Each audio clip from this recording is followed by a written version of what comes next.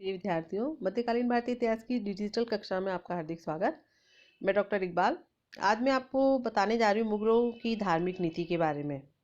विद्यार्थियों, मुगल बादशाहों की जो धार्मिक नीति है उसके बारे में डॉक्टर आशीर्वादी लाल श्रीवास्तव का यह मानना है कि मुगल काल में दिल्ली के सल्तनत काल की अपेक्षा हिंदू मुसलमानों के पारस्परिक संपर्क के लिए अधिक सुविधा मिली, जिसके कारण इस काल में हिंदू और मुसलमान इन दोनों बड़े संप्रदायों में सद्भावना स्थापित हो सकी। मुगल बादशाहों का समय धार्मिक नीति की दृष्टि से जहाँ तक हम देखें तो एक महान अन्वेषण का युग साबित हुआ। व्यक्तिगत विचारों, युग की परिस्थितियों और राजनीतिक व्यवहारिकता के कारण बाबर से औरंगजेब तक जितने भी मुगल बादशाह हुए, उन्होंने उदार धार्मिक नीति का पालन किया। उससे ये स्पष्ट हुआ कि भारत की धार्मिक सहिष्णुता की परंपरा में धार्मिक उदारता और समानता की नीति को अपनाया जाना ही भारत के शासक वर्ग के लिए उपयुक्त है। और जहाँ तक हम शुरू की बात करें तो बाबर और हुमायूं स्वभाव से धार्मिक प्रकृति के पुरुष थे, परंतु राजनीतिक आवश्यकता होने पर वे अपनी धार्मिक भक्ति को दबाना भी जानते थे। वहीं अकबर औरंगजेब से कम धार्मिक नहीं था, शायद और भी अधिक धार्मिक रहा हो, पर उसने राजनीतिज्ञ की अचूक दृष्टि से देखा कि संपूर्ण धर्मों में क्या सच्चा तत्व है और राजनीतिक स्थिति में वास्तव में क्या जरूरत है। भारतवर्ष के शासकों में कदाचित उसी ने ही विविध तत्वों को मिलाकर राष्ट्रीय एकता के मर्म को समझा। उसने देखा कि हिंदुस्तान में ऐसे अनेक तत्व हैं जो एक दूसरे से मिलते नहीं हैं और जिनमें सदैव द्वेष बना रहता है। उसने सच्चे दिल से प्रयत्न किया कि पुरानी घृणाएं किसी रासायनिक क्रिया से स्नेहपूर्ण बन जाए और फिर उनका सिक्का बनकर प्रचलित हो जाए। अकबर का शासनकाल जो है काफ़ी लंबा था। उसके समय में विद्यार्थियों, मुगल साम्राज्य भारत में स्थायी और विस्तृत हो चुका था। उसने एक योजनापूर्ण धार्मिक नीति को शुरू किया। उसकी धार्मिक सहिष्णुता और सभी धर्मों का सम्मान किए जाने की नीति ने मुगलों की राजनीतिक स्थिति को भारत में मजबूत किया। भारत की राजनीतिक एकता के साथ साथ अकबर का प्रयास भारत की सांस्कृतिक एकता को भी स्थापित करने का था। उसकी धार्मिक नीति उसके इस प्रयत्न का एक मुख्य आधार थी। इसी कारण अकबर को राष्ट्रीय सम्राट कहलाने का गौरव प्राप्त हुआ। जहांगीर और शाहजहां ने अकबर की परंपरा को निभाया। यद्यपि उनके समय में मुगलों की धार्मिक नीति में धार्मिक कट्टरता की ओर क्षणिक झुकाव भी दिखाई देता है, परंतु सिद्धांत के आधार पर मुगल शासकों की जो नीति है वही रही जो अकबर की थी। इससे मुगल साम्राज्य को शक्तिशाली और वैभवपूर्ण बनने में सहायता मिली, परंतु अंतिम शक्तिशाली मुगल बादशाह औरंगजेब ने अपने व्यक्तिगत विचारों और संभवतः विस्तृत और सर्वोपरि मुगल साम्राज्य की शक्ति पर भरोसा करते हुए भारत में एक बार फिर इस्लाम की श्रेष्ठता को स्थापित करने का असफल प्रयास किया। परंतु उसने भी राजा जसवंत सिंह और मिर्जा राजा जयसिंह जैसे शक्तिशाली राजपूतों को उच्च सेनानायक और सूबेदार बनाया। उसने शिवाजी के पोते और संभाजी के लड़के शाहू को, जिसका जीवन केवल उसकी दया मात्र पर निर्भर था, उसे न तो मारा और न ही उसका धर्म परिवर्तन किया, बल्कि उसको पर्याप्त संरक्षण उसके राज्य में मिला। अब सबसे पहले मैं चर्चा करना चाहूँगी बादशाह अकबर की धार्मिक नीति के बारे में। तो बाबर जो है उसमें धार्मिक असहिष्णुता विद्यमान नहीं थी। वह धर्म के बाह्य आडंबर को महत्व नहीं देता था और न वह अपनी सुख सुविधा में उसे बाधा बनने देता था। ईश्वर और धर्म को वह सहायक समझता था, न कि प्रतिबंधक। इसलिए उसने किसी वर्ग के ऊपर सामान्यतः कोई अत्याचार नहीं किया। उसने एक शिया मतावलंबी महिला से विवाह किया और उसके बेटे हुमायूं को अपना उत्तराधिकारी बनाया।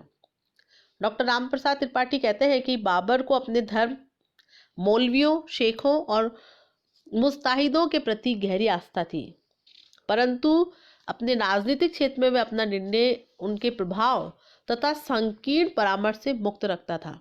उसके दरबार अथवा सत्संग में धार्मिक या सांप्रदायिक भेदों को प्रत्यक्ष होने का मौका नहीं के बराबर मिल पाता था। कट्टर सुन्नी मत का मुस्लिम होकर भी वह उस धर्मोन्नत अत्याचार से बचता रहा जिससे ईरान और तुरान के जन और शासक बदलाव हुए। Professor SR. शर्मा ने ठीक ही लिखा है कि इसका कोई प्रमाण नहीं कि उसने कोई हिंदू मंदिर तोड़ा हो या हिंदुओं को केवल इसलिए दुख दिया हो कि वे हिंदू धर्म को मानते हैं। वह प्रशासन में तुर्की तथा हिंदू अमीरों यानी सामंतों को, जिन्होंने उसकी अधीनता स्वीकार कर ली थी, बराबर समझता था। अब मैं बताना चाहूँगी आपको हुमायूं की धार्मिक नीति के बारे में। जहीरुद्दीन मोहम्मद बाबर का उत्तराधिकारी पुत्र हुमायूं कई दृष्टियों से अपने पिता के अनुरूप ही था, और इसीलिए डॉक्टर एल श्रीवास्तव कहते हैं कि हुमायूं एक निष्ठावान मुसलमान था। सुन्नियों जैसी कट्टरता उसके स्वभाव में नहीं थी। वैसे वह पांचों वक्त की नमाज नियमित रूप से पढ़ता था और इसके साथ साथ अन्य धार्मिक रीति रिवाजों का भी पालन करता था। अपने पिता की भांति वह भी सांप्रदायिक कट्टरता से दूर था और शिया मतावलंबियों के प्रति उसके हृदय में द्वेष भाव नहीं था। वह कोई निर्मम प्रताड़क नहीं था और ने हिंदू धर्म को नष्ट करने की कोई सुनिश्चित नीति ही उसने अपनाई थी। और साथ ही हुमायूं के बारे में ये भी कहा जाता है कि हुमायूं ने बनारस के जंगमवादी मठ को 30 एकड़ भूमि दान दी थी। ऐसा अभिलेख और फरमान जो है मौजूद है। सारांश में हम ये कह सकते हैं कि हुमायूं की धार्मिक नीति में असहिष्णुता के अंश प्राप्त नहीं होते हैं और शिया मत के प्रति भी वह बहुत उदार रहा। उसकी पत्नी हमीदा बानो बेगम और उसका मुख्य सरदार बैराम खां शिया थे। हिंदुओं के प्रति उसका व्यवहार अपने पिता के समान ही रहा। हुमायूं साधारणतः धार्मिक कट्टरता से तटस्थ रहा। उसका झुकाव जो है इस्लामी रहस्यवाद अथवा सूफी पथ की ओर विशेष रूप से था और विभिन्न विद्वानों के उदार धार्मिक विचारों को सुनने में भी उसे आनंद आता था। अब हम बात करेंगे अकबर की धार्मिक नीति के बारे में। तो मुगल बादशाहों की धार्मिक नीति में अकबर की धार्मिक नीति को श्रेष्ठतम स्थान विद्यार्थियों दिया गया है। सम्राट जलालुद्दीन अकबर की नीति धार्मिक सहिष्णुता की थी। उसकी धार्मिक नीति सुलह कुल यानी सभी के साथ शांति के सिद्धांत पर आधारित थी। डॉक्टर रामप्रसाद त्रिपाठी के अनुसार सभी धर्मों और आध्यात्मिक आंदोलनों के प्रति उदारता और सक्रिय सहानुभूति तथा सहायता का प्रयत्न प्रांतीय स्वतंत्र राज्यों के द्वारा तो कभी कभी किया गया, परंतु दिल्ली और आगरा के सुल्तानों ने यह प्रयत्न कभी नहीं किया था। अकबर प्रथम शासक था जिसने अपने शासन के आरंभ से धीरे धीरे सभी धर्मों और आध्यात्मिक आंदोलनों के प्रति प्रगतिशील उदारता और सक्रिय सहानुभूति की नीति को अपनाया। अकबर जो है उसके जो धार्मिक विचार क्या थे, उसकी शासन नीति क्या थी, उसकी संक्षेप में मैं चर्चा करना चाहूँगी। अकबर के उदार धार्मिक विचारों और आर्थिक सहिष्णुता की नीति के निर्माण में विभिन्न परिस्थितियों ने सहायता दी थी। सर्वप्रथम अकबर का पिता हुमायूं जो है उदार सुन्नी मुस्लिम था। अकबर की माता शिया थी और अकबर का जो संरक्षक बैराम खां वह भी शिया था। अकबर का जो शिक्षक है अब्दुल लतीफ धार्मिक विचारों में इतना उदार था कि फारस में उसे सुन्नी समझा जाता था और भारत में उसे शिया समझा जाता था। अकबर का भारतीय जीवन से संपर्क पंजाब से प्रारंभ हुआ, जहां गुरु नानक जैसे धर्म प्रचारक हिंदू और इस्लाम धर्म की एकता में विश्वास करना सिखा रहे थे। इस प्रकार अकबर का लालन पालन और शिक्षा उदार वातावरण में हुई और जो व्यक्ति उसके संपर्क में आए विद्यार्थियों वह उसके विचारों को उदार बनाने वाले थे। और अकबर जो है उसकी नीति की जहाँ तक हम बात करें तो अकबर धार्मिक प्रवृत्ति का था और धर्म की सत्यता को जानने के लिए भी जिज्ञासु था। और अब्दुल कादिर बदायूनी जो है उसके बारे में लिखता है कि बादशाह कभी कभी संपूर्ण रात्रि खुदा को याद करते हुए बिता दिया करता था।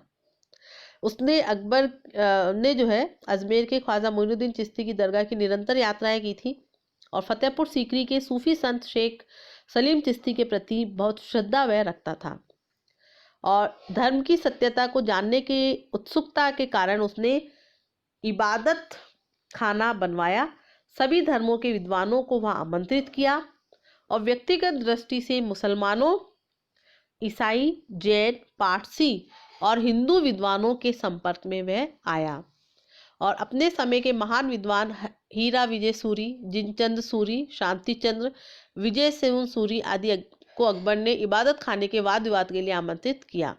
हिंदू विद्वान पुरुषोत्तम और देवी निरंतर अकबर को हिंदू धर्म के सिद्धांतों के बारे में बताया करते थे। महान फारसी विद्वान दस्तूर जी मेहर जी को भी अकबर ने इबादत खाने के वाद विवाद के लिए आमंत्रित किया था। इस प्रकार सभी धर्मों के संपर्क में आकर अकबर को ये विश्वास हो गया कि सभी धर्मों में सत्य है। वैसे भी अकबर यथार्थ में कट्टर सुन्नी मुसलमान कभी भी नहीं रहा और उसमें सभी धर्मों के प्रति जो है उदारता की भावना विद्यमान थी। और अकबर के जो संपर्क में आने वाले लोग थे वो भी उदार व्यक्ति थे। विद्यार्थियों, अबुल फजल और फैजी से उसके संबंध मित्रता के थे और ये व्यक्ति बहुत उदार प्रवृत्ति के थे। अकबर की राजपूत पत्नियों और संबंधियों ने भी अकबर के विचारों को सहिष्णु बनाने में पर्याप्त सहायता दी होगी, ऐसा हम मान सकते हैं। राजनीतिक कारण भी अकबर की उदार धार्मिक नीति के लिए उत्तरदायी थे। राजपूतों से उसके विवाह संबंध हुए, उनके शौर्य, दृढ़ता और वफादारी की भावना से वह प्रभावित हुआ और उसने उन्हें अपना मित्र एवं राज्य की शक्ति का आधार बनाने का प्रयास किया। ऐसी स्थिति में उसके धर्म का सम्मान करना अकबर के लिए स्वाभाविक था। उसकी उदार प्रकृति उसके लिए अनुकूल थी। इस प्रकार अपनी बहुसंख्यक हिंदू प्रजा और युद्धप्रिय राजपूत वर्ग की सहानुभूति और वफादारी प्राप्त करके एक दृढ़ राज्य की स्थापना करने की इच्छा ने भी अकबर को उदार धार्मिक नीति के निर्माण में सहायता दी। और इन परिस्थितियों से प्रभावित होकर विद्यार्थियों, अकबर ने जिस धार्मिक नीति का पालन किया वह सभी धर्मों की समानता, सम्मान और सत्यता के विश्वास पर आधारित थी।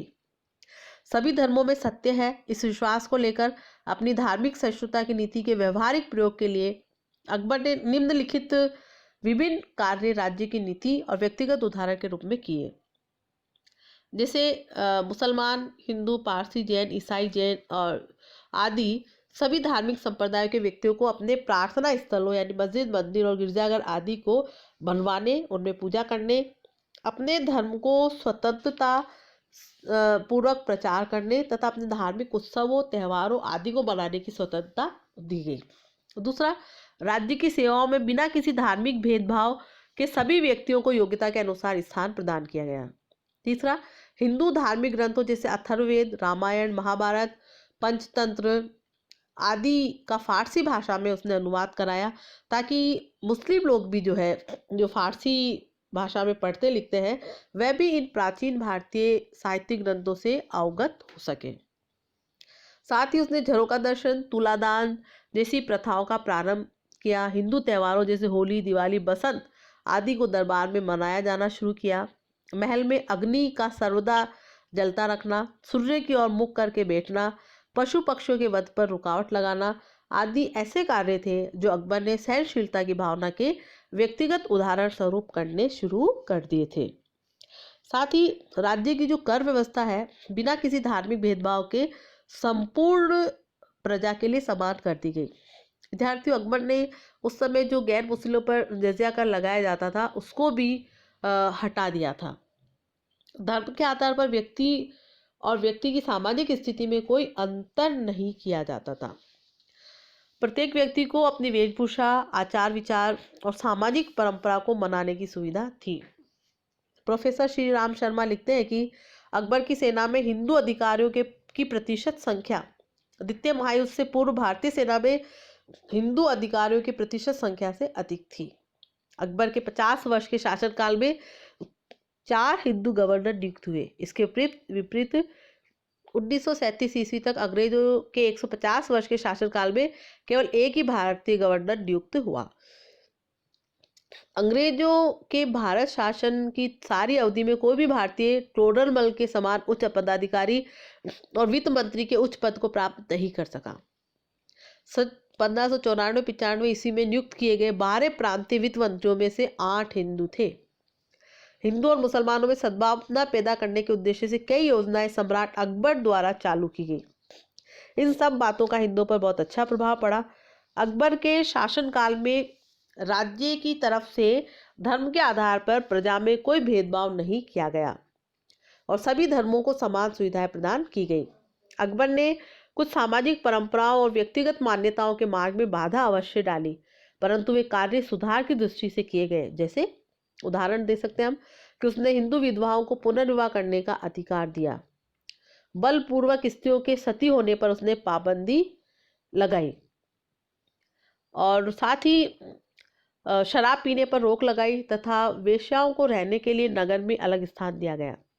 परंतु ये कार्य किसी संप्रदाय के धार्मिक मामलों में हस्तक्षेप करने हेतु नहीं थे, बल्कि कुप्रथाओं को समाप्त करने के प्रयत्न स्वरूप किए गए थे।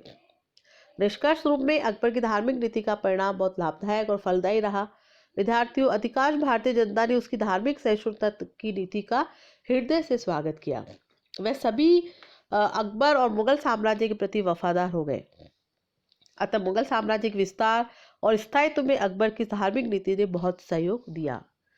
जर्मन इतिहासकार वान नोअर के शब्दों में, अकबर का एक काम उसे सभी समय के लिए मानवता के उपकार्यों में प्रमुख स्थान देगा, और वह है धर्म के मामलों में बड़प्पन और सार्वभौमिक सहिष्णुता।